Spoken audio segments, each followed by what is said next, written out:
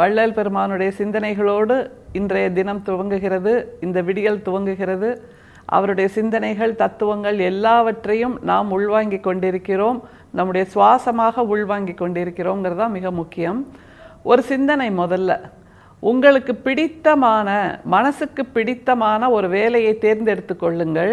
அதற்கு பின்பு வாழ்நாள் முழுக்க நீங்கள் வேலையே செய்ய வேண்டியதில்லை அப்படின்னு சொல்கிறாங்க. இப்போ உள்ள அந்த ஹெச்ஆர் ப்ரொஃபஷ்னல்ஸ்ன்னு சொல்கிறாங்கல்ல, அவங்க எல்லாரும். அது எப்படிப்பா ஒரு வேலையை தேர்ந்தெடுத்துட்டா அதுக்கப்புறம் வேலையே செய்யாமல் இருக்கலாமா வாழ்நாள் முழுக்க அப்படின்னா, ஆமாம் அப்படிங்கிறாங்க. அதுக்கு என்ன தெரியுமா விளக்கம் சொல்கிறாங்க? மனசுக்கு பிடித்த வேலையை தேர்ந்தெடுத்து விட்டால் அதற்கப்புறம் அதை செய்கிறது ஒரு பெரிய ஸ்ட்ரெயினாக இருக்காது, கஷ்டமாக இருக்காது, அழுத்தமாக இருக்காது, வேலைக்கு போகணுமே அப்படிங்கிற ஒரு வேதனை இருக்காது. எல்லா நேரமும் நம்ம விருப்பத்தோடு, பெரு விருப்பத்தோடு, பேரன்போடு அந்த வேலையை செய்ய துவங்குவோம். வேலை செய்கிறோங்கிற பழு, அந்த கனம் அதுவே நமக்கு தோணாது அப்படிங்கிறாங்க. அதை எப்படி இன்னமும் சுலபமாக புரிஞ்சுக்கலாம் அப்படின்னா, இப்போ மூச்சு விடுறதுக்கு ஒவ்வொருத்தரும் ஒரு வேலை நேரம் இருக்குது. 10 to 5 தான் போய் நீங்கள் மூச்சு விடணும், 10 to 5 தான் நீங்கள் போய் சாப்பிட்ணும் அப்படின்னா அது எவ்வளோ ஒரு அழுத்தத்தை தருவதாக இருக்கும் இல்லை? மூச்சு விடுறதுக்காக 10 to 5 போகணுமா, சாப்பிட்றதுக்காக 10 to 5 போகணுமா அப்படின்னு கேள்வி கேட்க தோணும். அது இல்லாமல் அது இயல்பாக நடந்து கொண்டிருப்பதனால் நாம் அதனுடைய வேலை பளுவை உணர்வதில்லை. அது நமக்கு பிடித்தமான விஷயம் கூட, மூச்சு விடுறதுங்கிறது ரொம்ப பிடித்தமான விஷயம் கூட இல்லையா? எனவே அப்படியாக பிடித்தமான ஒரு வேலையை தேர்ந்தெடுத்து கொண்டால் நீங்கள் வாழ்நாள் முழுக்க வேலை செய்ய வேண்டிய கடினமே இல்லை அப்படிங்கிறாங்க. அதே மாதிரி நம்முடைய வள்ளல் பிரான் ஒரு பாட்டில் ஒரு பணியை அவர் தேர்ந்தெடுத்து கொண்டார் வாழ்நாள் முழுக்க. அதனால் அவருக்கு என்னென்ன நன்மைகள் விளைந்தது அப்படிங்கிறத ஒரு பட்டியலாக கொடுக்குறாரு. அந்த பட்டியலை பார்க்கும்போது இந்த மாதிரி நன்மைகள் எனக்கும் நடந்தால் நல்லா இருக்குமே அப்படின்னு மனசில் ஒரு ஓட்டம் ஓடுது. என்னென்ன நன்மைகள் சொல்கிறாரு அப்படிங்கிறத முதல்ல பார்த்துடலாம். கோபமும் காமமும் குடி கெட்டு போயிற்று, கொடிய ஓர் ஆங்காரம் பொடி பொடி ஆயிற்று, தாபமும் சோபமும் தான் தானே சென்றது, தத்துவம் எல்லாம் என்றன் வசம் நின்றது, கரையா எனது மனக்கல்லும் கரைந்தது, கலந்து கொளற்கென் கருத்தும் விரைந்தது, புறையா நிலையில் என் புந்தியும் தங்கிற்று, பொய்படா காதல் ததும்பி மேல் பொங்கிற்று. இது நல்ல தருணம் அப்படிங்கிற ஒரு பகுதியில் 4505வது பாடலாக நமக்கு வள்ளல் பிரான் இதை கொடுக்கிறார். இது நல்ல தருணம், இது நல்ல தருணம், அருள் செய்ய நல்ல தருணம், பொய் புகழ்கிறேன் மெய் உரைக்கிறேன் அப்படின்னு இந்த பாடலை ஆரம்பிக்கிறாரு. நான் சொல்கிறது நிச்சயமாக உண்மை, இதில் எந்த விதமான மாற்று கலப்பும் கிடையாது. எனக்கு இந்த மாதிரியான நன்மைகள்லாம் நடந்தது. எதனால் நடந்தது அப்படின்னா, என் மனசுக்கு இசைந்த ஒரு வேலையை நான் துவங்கிவிட்டேன், அது என்னுடைய வாழ்வியலாக நான் மாற்றிக்கொண்டேன், அதனால் எனக்கு இத்தனை நன்மைகள் நடந்தது அப்படின்னு ஒரு பட்டியல் சொல்கிறாரு. இது நல்ல தருணம் அப்படின்னு வள்ளல் பிரான் சொல்கிறது அவருக்கு மட்டும்தானா? இது நல்ல தருணம் அப்படின்னு நமக்கு சொல்லணும்ல, அப்படி சொல்லுவோம்.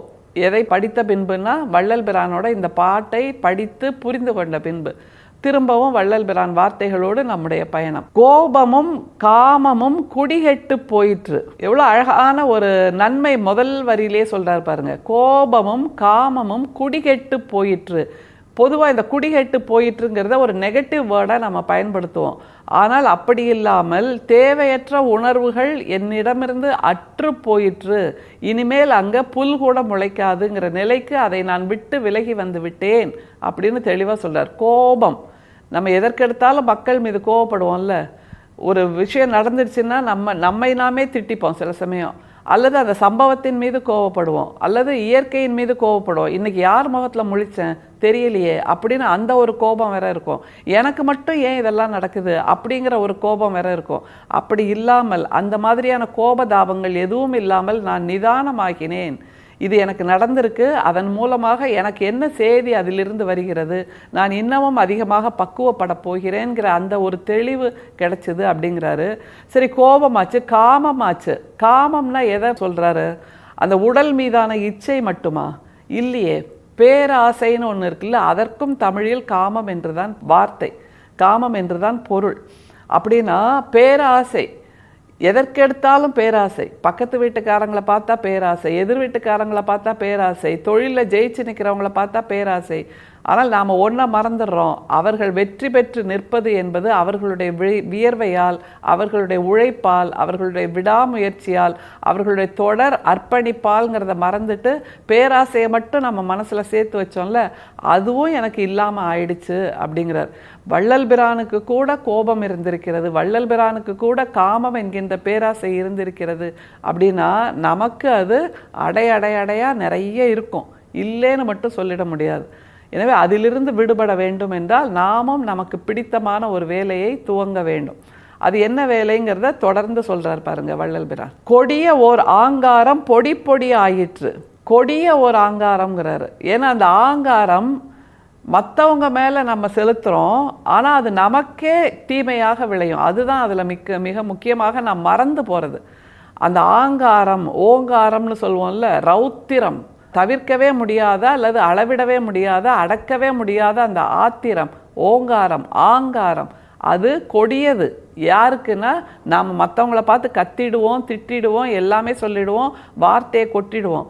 ஆனால் அது அத்தனையும் நமக்கு பிபியை ஏற்றும், நமக்கு ஹார்ட் அட்டாக்கை கொண்டு வரும், நமக்கு உடல் நலனுக்கு கேடாக அமையும். அதை தவிர மனசு அன்னைக்கு ஃபுல்லாக, அன்னைக்கு முழுசும் சஞ்சலிச்சுக்கிட்டே இருக்கும்ல, அந்த மாதிரியான கொடுமைகள் நமக்கு எதற்கு வேண்டும்?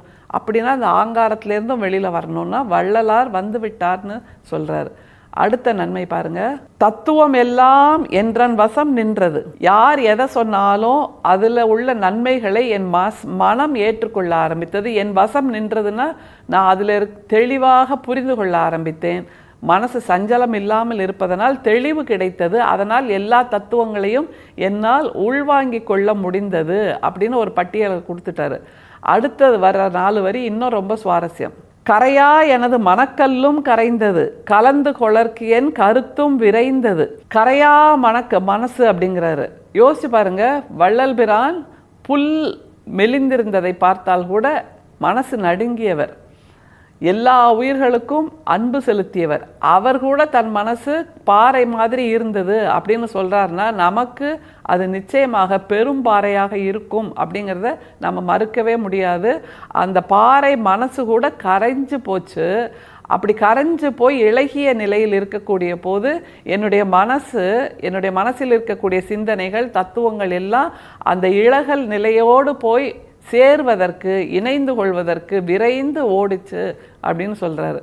முத்தாய்ப்பான வரிகள் இனிமேதான் வருது பாருங்க. புறையா நிலையில் என் புந்தியும் தங்கிற்று, பொய்படா காதல் ததும்பி மேல் பொங்கிற்று. புறையா நிலை அப்படிங்கிறாரு. தவறே இல்லாத நிலை, தூய்மையான நிலை அப்படின்னு எடுத்துக்கலாம். புரை அப்படின்னா கண் புரைன்னு சொல்லுவோம்ல, கேட்ராக்ட் அப்படின்னா என்ன அர்த்தம்? கண்ணுக்கு முன்னாடி ஏதோ ஒரு திரை மாதிரி மறைப்பு வந்துடுச்சு, அதனால் பார்க்க முடியாமல் போகும்ல, அந்த மாதிரியான ஒரு புரைபடுகின்ற அந்த நிலையைத்தான் புரையா நிலை என்று சொல்கிறார். அந்த நிலை கூட இப்போது இல்லை. அடுத்தது என்ன சொல்லி நிறைவு செய்கிறார் பாருங்க. புறையா நிலையில் என் புந்தியும் தங்கிற்று, பொய்படா காதல் ததும்பி மேல் பொங்கிற்று. அந்த புரைபடாத நிலையில் என் மனசு தங்குச்சு அப்படின்னா அதில் எந்த விதமான அலைபாய்தலும் இல்லை, அலைக்கழித்தல் இல்லை, தேடல் இல்லை, ஓடல் இல்லை, நிறைவாக உணர்ந்து விட்டேன். அந்த நிலையில் காதல் பொங்கி ததும்பிற்று அப்படிங்கிறார். காதல் என்றால் இப்போது நாம் பயன்படுத்துகின்ற அந்த பயன்பாட்டில் வள்ளல் பிரான் பயன்படுத்தவில்லை. மக்கள் மீதான நேசம், அந்த அருட்பெரும் சோதி என்கின்ற அந்த தத்துவத்தின் மீதான நேசத்தை தான் நம்முடைய வள்ளல் பிரான் சொல்கிறார். அது அவரோட மனசில் தங்கிடுச்சு புரைபடாமல். அப்படிங்கும்போது அந்த அருட்பெரும் சோதி தத்துவம், தனிப்பெரும் கருணை தத்துவம், ஜீவகாருண்யம், இதெல்லாம் அவருடைய பாறை மனசை இழக வைத்து அவருக்குள் குடிபுகுந்து விட்டது. அதற்கு பின்பு அவர் மிக உயர்வான உன்னதமான மாமனிதராக மாறிவிட்டார் என்று தன்னிலை விளக்கம் கொடுக்கிறார், பிரகடனம் செய்கிறார். என்றால் அந்த பிரகடனத்தை நாமும் கேட்டாக வேண்டும், நாமும் மேற்கொள்ள வேண்டும் என்பது இந்த பாடல் மூலமாக நமக்கு வருகின்ற தூண்டுதல். அந்த அகவிளக்கை தூண்டுகிறார் நம்முடைய வள்ளல் பிரான். அந்த தூண்டலின் மூலமாக நம்முடைய மனசு இப்போது ஒளிவிட்டு பிரகாசிக்கிறது. அந்த பிரகாசத்தின் மூலமாக இன்றைய விடியல், இன்றைய நாள், இனி வருகின்ற நாட்கள் எல்லாமே மிகச் சிறப்பானதாக அமையும். எப்போது என்றால் அருட்பெரும் சோதியை நாம் சிக்கென பிடித்து கொண்டார். அருட்பெரும் சோதி, அருட்பெரும் சோதி, தனிப்பெரும் கருணை, அருட்பெரும் சோதி. மீண்டும் சந்திப்போம். நன்றி, வணக்கம்.